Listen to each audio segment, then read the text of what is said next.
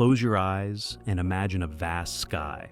Clouds drift across it, some white and soft, others dark and heavy. Now, imagine the clouds parting until you see an expanse of pure blue. That space, unoccupied, is your mind when you stop clinging to every passing thought. Empty your mind is not an order to become blank. It's an invitation to clear the clutter so you can see the horizon. It is a soft command whispered by sages and echoed in the silence of temples. It is tranquil and magnetic, like a lake untouched by wind. In a world that demands constant output, emptiness feels radical. It defies the hustle narrative. It asks you to stop performing and start breathing. It asks you to trust that silence will not swallow you, but soothe you. Our minds have become crowded marketplaces. Notifications ring like vendors calling for attention. Thoughts jostle like shoppers competing for deals. Advertisements scream over our own inner voice. We scroll, consume, react, and repeat. We mistake activity for aliveness, but constant consumption leads to congestion. Your mind, like any space, has limits. When it is stuffed with worries, plans, regrets, and rumors, there is no room for something new. Overthinking is mental hoarding. You hold on to every possibility, every worst-case scenario, every unresolved conversation. You carry them with you like overstuffed luggage. No wonder your back aches.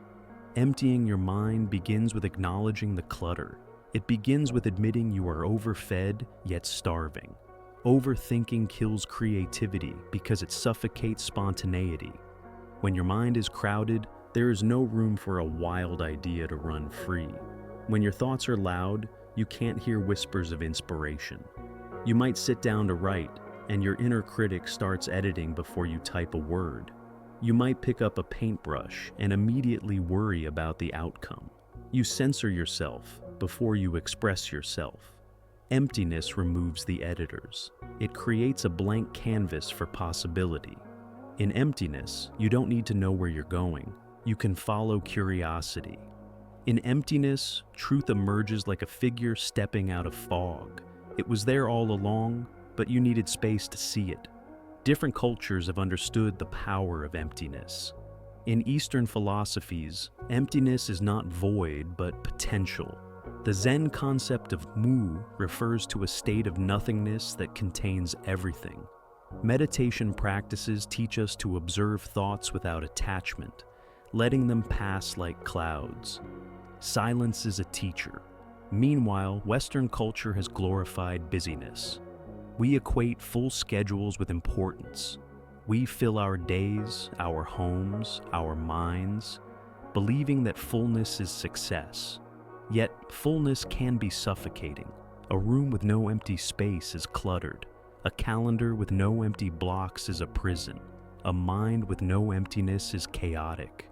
Integrating stillness from Eastern wisdom into Western reality means recognizing that rest is productive, that pause is part of progress.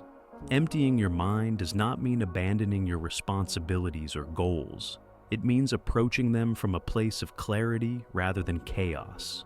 It means noticing which thoughts are helpful and which are just noise. Many of us are addicted to mental stimulation. We check our phones during every lull.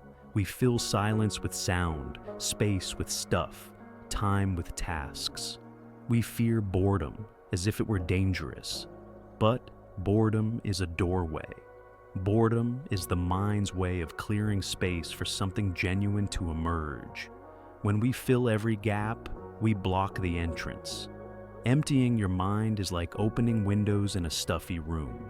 Fresh air is not a luxury. It is a necessity. Think of your mind as a room you live in. Every thought is a piece of furniture. Some are useful chairs and tables. Others are broken items you keep out of habit. Every news headline, every opinion, every rumor you pick up becomes a knick-knack on a shelf. When the room is full, you can't move freely. You stub your toe. You knock things over. Eventually, you dread entering the room. Cleaning the room isn't glamorous. It means sorting through piles, deciding what to keep, what to store, and what to throw away.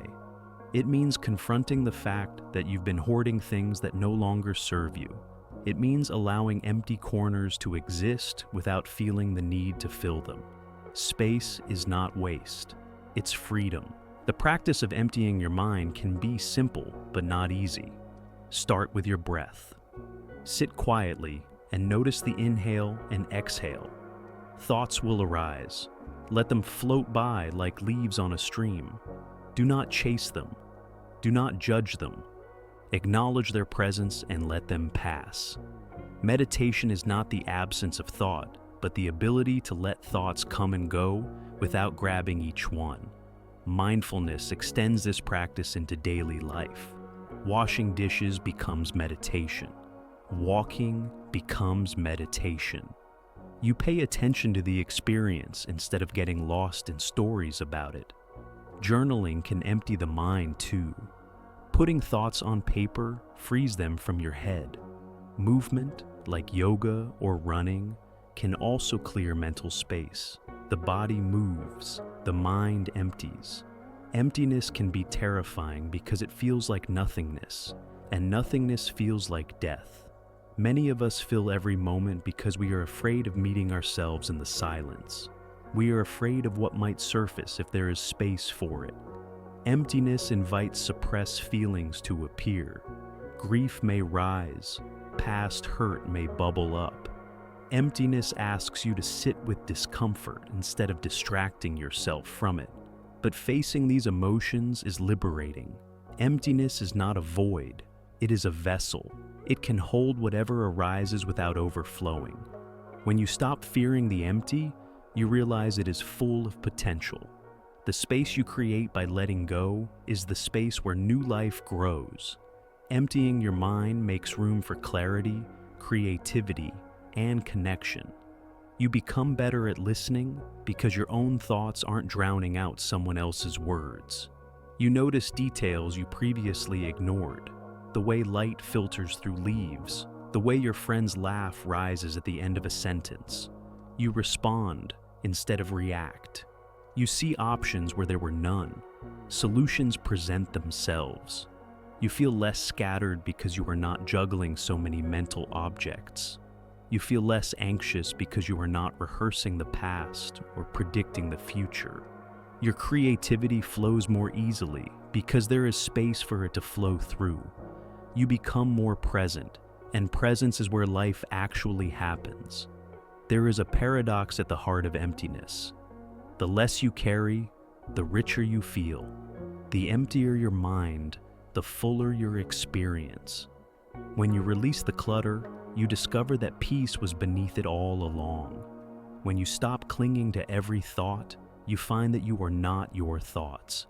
When you surrender to silence, you hear the guidance that has been whispering. Empty your mind not to escape life, but to make space for it. Let go not because you don't care, but because you care about what truly matters. Create room for wonder, for rest, for deep connection. You are not abandoning your mind, you are renewing it. The empty mind isn't empty at all, it is open. And in that openness, life pours in like light through an uncluttered window.